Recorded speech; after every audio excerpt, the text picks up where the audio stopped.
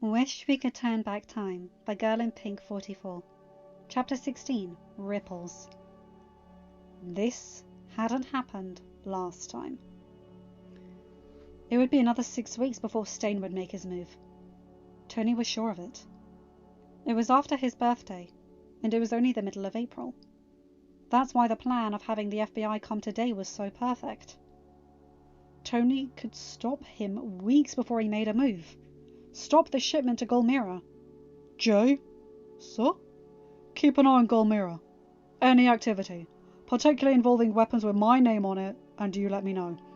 Of course, sir. I will begin monitoring army communications. Thanks, Jay. Tony leaned back in his chair, downing the last of his cup of coffee, which forced him to get up and move more. His chest ached. In all the craziness, he hadn't had time to fix the reactor beyond fixing a more stable version. He had a few weeks before he would start showing signs of the palladium poisoning, but he was hoping that problem to have solved long before he dealt with Obi.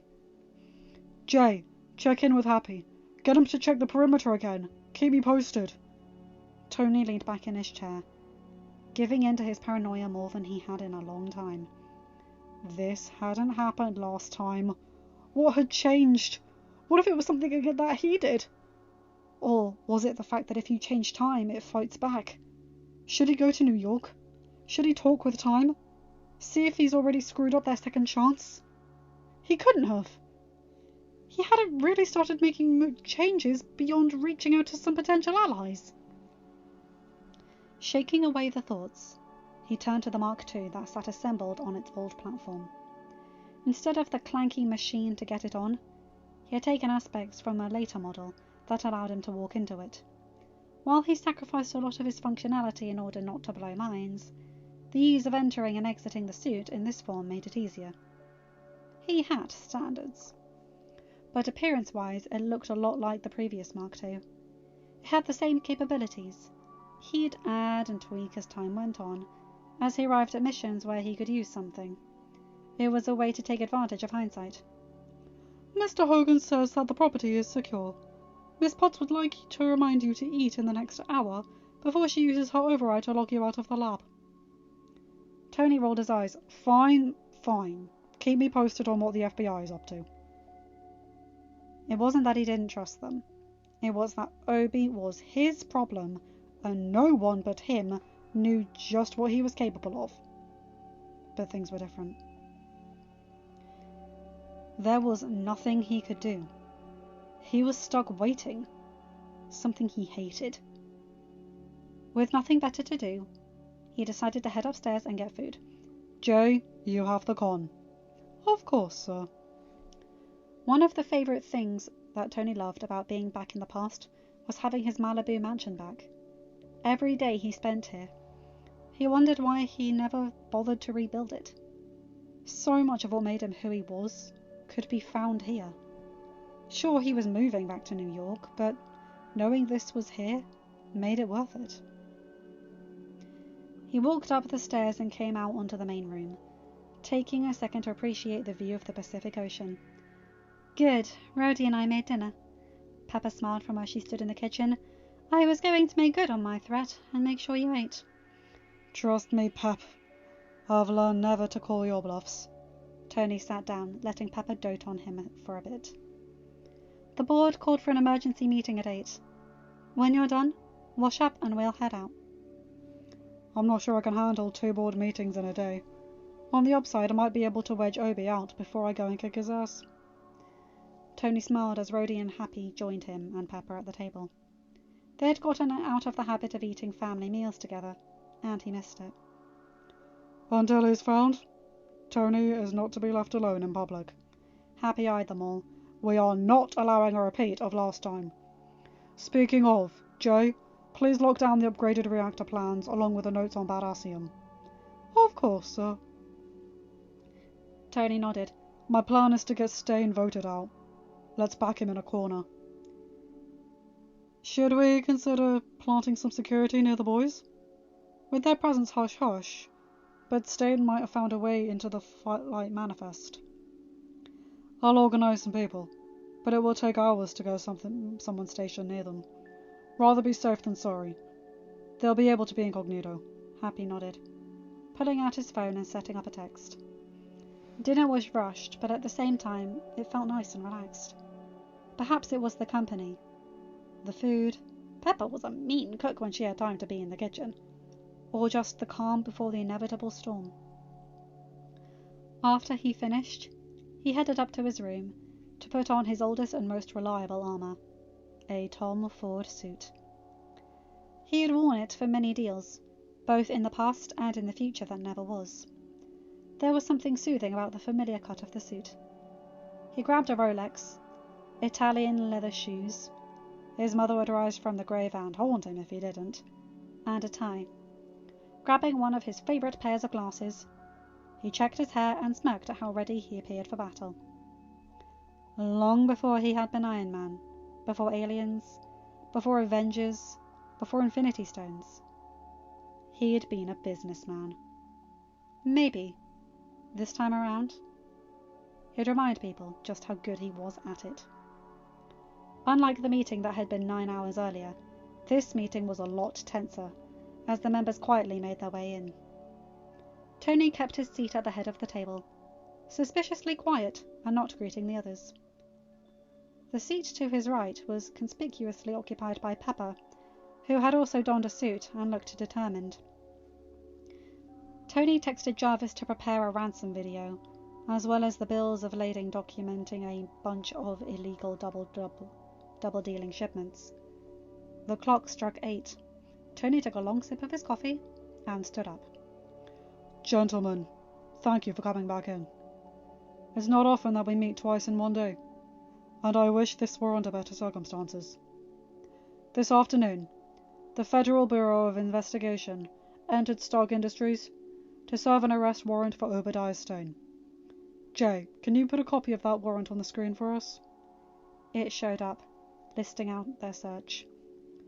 The DA will not fully disclose what charges they are seeking, but evidence has come to light today that will also bring Stark Industries to bring several charges against Stane.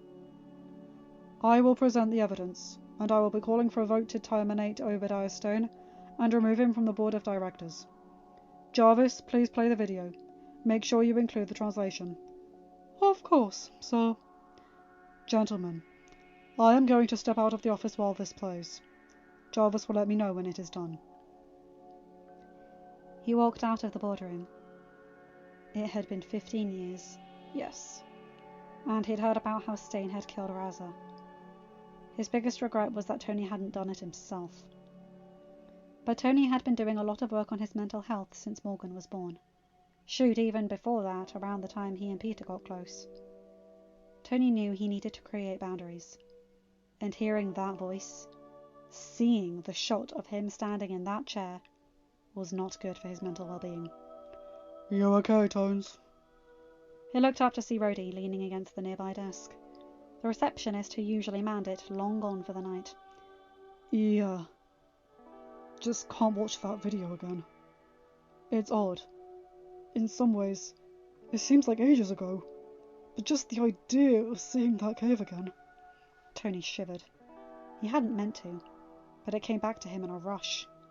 The shocks, the waterboarding, the beatings, the dampness, and the cold that seemed to leak into his very bones.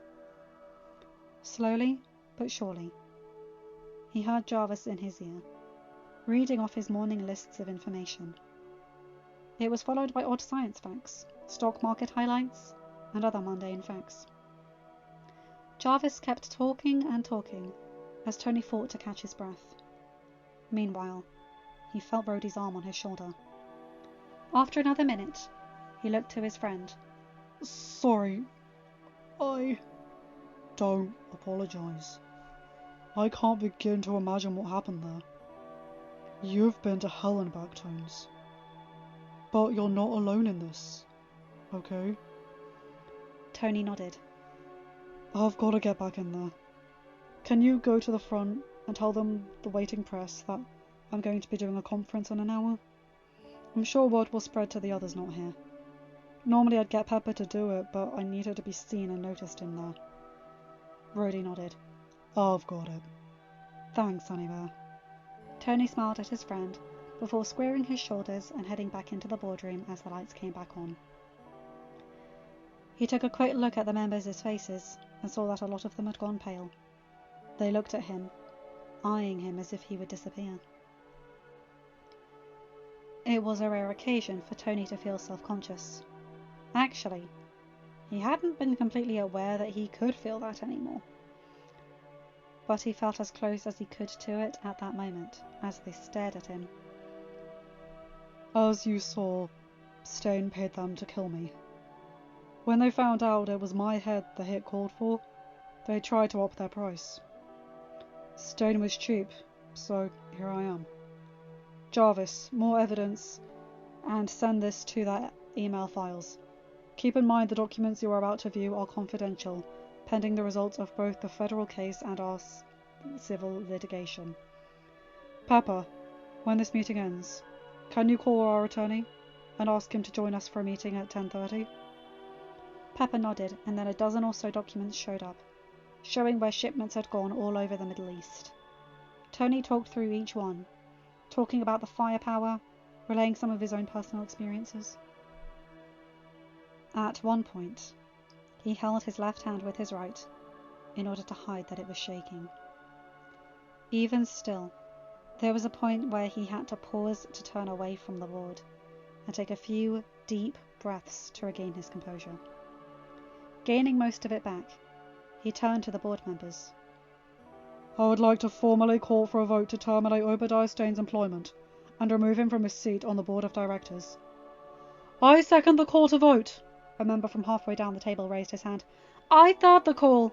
This one came from the other side of the table. Tony nodded, confident that he would get this vote and equally confident as to how it would go. It was something he had wished repeatedly he had gotten the chance to do the last time around, which made this that much sweeter. All in favour? It was unanimous. With a unanimous vote, the motion clears. We have 5 seats to fill. Suggestions for the seats will be taken at our meeting in 2 weeks, and we will vote on them in a month. If you would all like to join me, I'm going to host a press conference and do my best to keep our stock from tanking in the morning because of his greed. Tony paused. If you guys could help me find a place for his staff, I would prefer they not lose their jobs because of his decisions. The board nodded, and Tony strode out. Pepper came to his right, and Rhodey joined in at his left, and he heard footsteps behind them. The entire board is joining you, sir. Jarvis answered the question he hadn't voiced yet. It appears they are making a unified front and standing by you. Tony grinned, eyeing Pepper as she spoke with their head counsel. While there were traces of it where the Avengers got their name, people often misjudged how ruthless and vengeful Tony could be. It wasn't like he'd been the one of the top weapons manufacturers and sellers for over a decade before he stopped. Oh wait. Stain had been the catalyst that sent his life into the future that never was. Now he was back here, and could make the most of it. They made their way to the ground level. Between the group of them, they all took 4 elevators. As they all disembarked, they headed for the press room and made their way in. A hush fell over the room. Tony ignored the hush, continuing his walk. Happy came in and walked in front of him, effectively having him guarded on all sides. It felt nice, in a way he'd rarely admit. It was not often that he allowed himself to be guarded and protected. Usually he was dead set on being the one who did it for others. He made his way to the stage, the room still so quiet you could hear his footsteps echoing along with those around him. As everyone joined him on the stage, Tony made his way to the podium. The room was full, dozens of outlets there.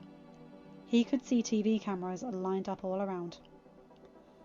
Early this afternoon, the FBI came to serve a warrant to arrest Obadiah Stone. For reasons unknown, Stone has decided to flee justice and is currently at large. While we are currently unsure, it is wise to assume he is armed and dangerous, and any sighting should be reported to the law enforcement immediately. Tony eyed the crowd. A few minutes ago, the board of directors and I met, and in a unanimous vote, we terminated Stain's employment and removed him from the board. Dr. Stark! Tony eyed the reporter, who couldn't have been older than his mid-30s. With a nod, he gave permission for the question. When you shut down your weapons division a few weeks ago, you mentioned plans would be announced soon to share what Stark Industries would be doing. Will Stain's arrest and ensuing manhunt delay your plans? Tony shook his head. The board met today and has reviewed my plans for the future. We still plan on announcing them soon. I can tell you that I had a very productive afternoon with our Research and Development Division, where we made significant progress in the right direction. We appreciate our stockholders for their patience, and I can assure you it will be rewarded soon. Will Stark Industries be pursuing civil litigation against Stain? Yes. In fact, I will be meeting with our counsel after this to discuss it. Tony looked around. Over half the hands were raised, but there was one face in particular that caught his eye. Christine. Christine Everhart nodded. With the removal of Stain from his seat, that means that 5 seats are now available. To date, the Board of Governors has been solely men. Are you planning on rectifying that in the days to come? Tony knew she'd give him a good question, and he smiled, glad this thought had occurred to him today. When I took over this company, I had so many changes I wanted to make. But Stain convinced me it was best not to rock the boat too soon. I allowed the status quo to change. That ended today. Yes, I plan on adding diversity to the board. I want to ensure that there is accountability in our future.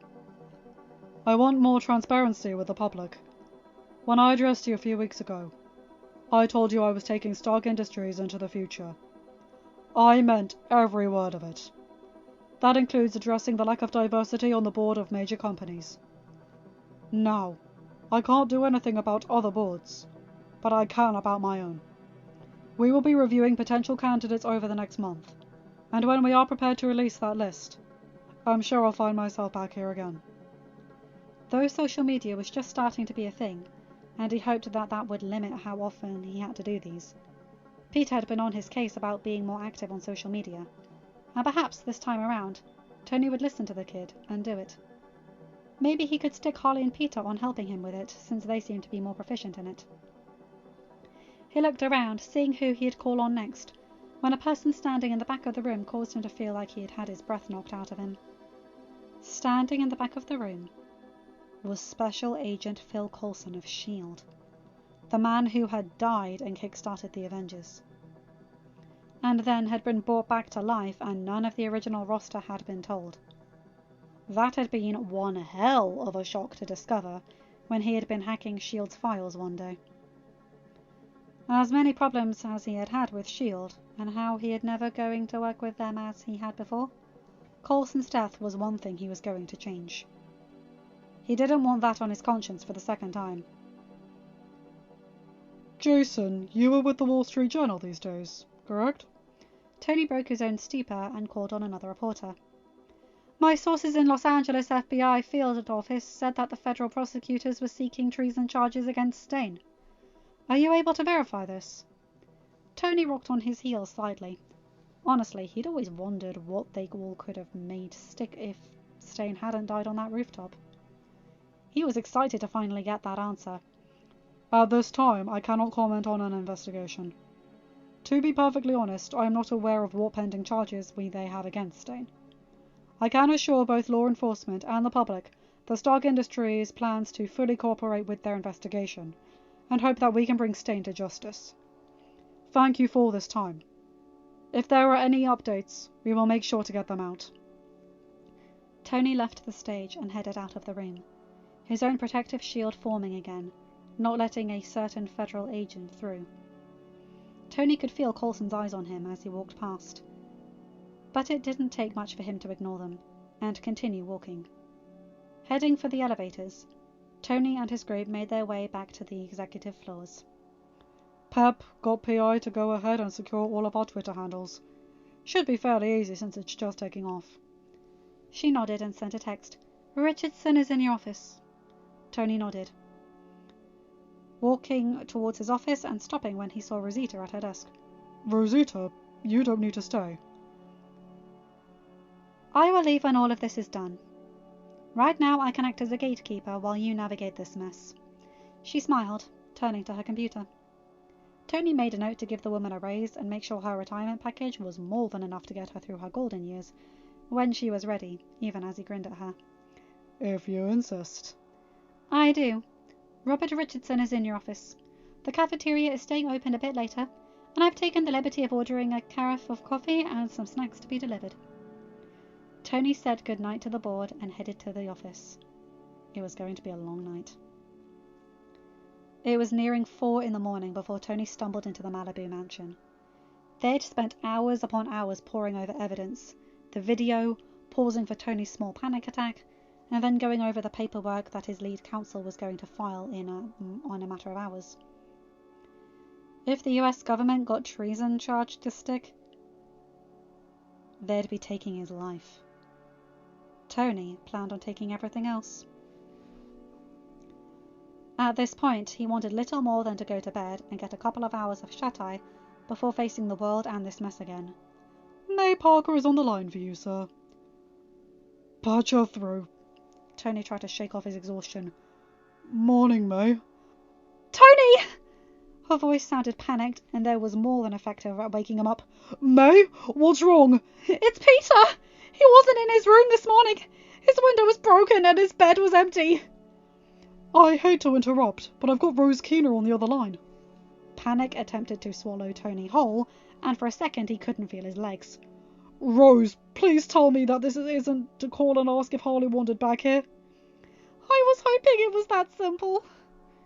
He had forgotten how painful panic attacks were with the arc reactor. He had forgotten that sometimes he couldn't quite catch his breath, and it would make him see spots. Kind of like what he was doing now. Tones! He felt Rhodey's reassuring grip as he worked to steady himself. He heard the click-click of Pepper's heels as she came to his other side. What's wrong? It's Peter and Harley. Tony managed to wheeze out. They're gone. I think Stain took them. And, as he uttered those words, the edges of his vision darkened, before the blackness swallowed him whole. End of chapter. Hi guys, hope you enjoyed that. Oh my god, this is amping up. Oh, the little bed's been taken. The boys, no. But I like how the board of directors is on board with Tony, and everyone is protecting him, and how he's letting himself be protected a little bit.